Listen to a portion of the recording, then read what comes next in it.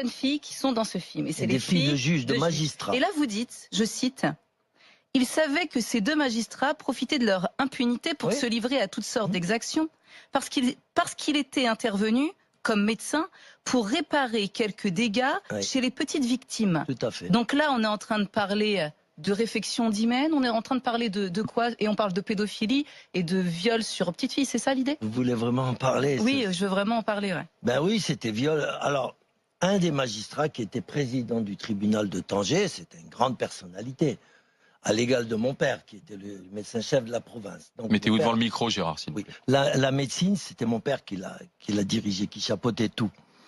Et ce président-là, il avait 8 esclaves chez lui. Des petits esclaves de 8 ans à 13, 14 ans. Et il les violait quand il voulait. Voilà.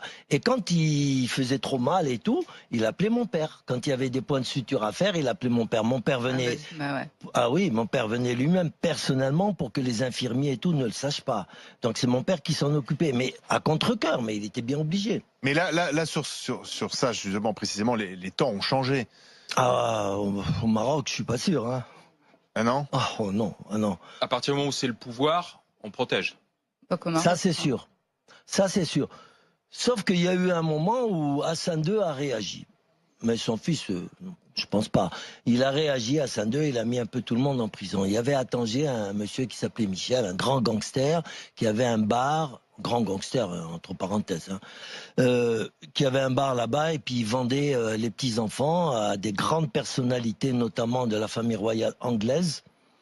Et parce que le prince Moulay Abdallah, qui était frère du roi Hassan II, était aussi homosexuel et pédophile. Donc à un moment, le roi en a eu marre, il a dit bon, tout ça, ça suffit. Il a renvoyé son propre frère qui avait violé 6 enfants et qui les avait fait tuer à Rabat, d'accord. Il l'a viré du Maroc et il s'est installé en Belgique. Le Moulay Abdallah, qui est mort du sida. Et donc, à ce moment-là, Hassan II a voulu faire un grand nettoyage. Et il a mis ce grand gangster en prison, il l'a expulsé du Maroc et tout et tout. Il y a eu un nettoyage, mais il y a toujours eu des remplaçants, bien sûr. Et il y en aura toujours. La pédophilie au Maroc, elle est omniprésente partout. Et il ne faut pas dire que c'est la faute du tourisme sexuel. Ça, c'est un grand mensonge. Voilà. Et pourquoi est-ce qu'on n'a mieux pas Il y a certaines régions du Maroc, comme Tanger ou Marrakech, où ils ont ça dans le sang.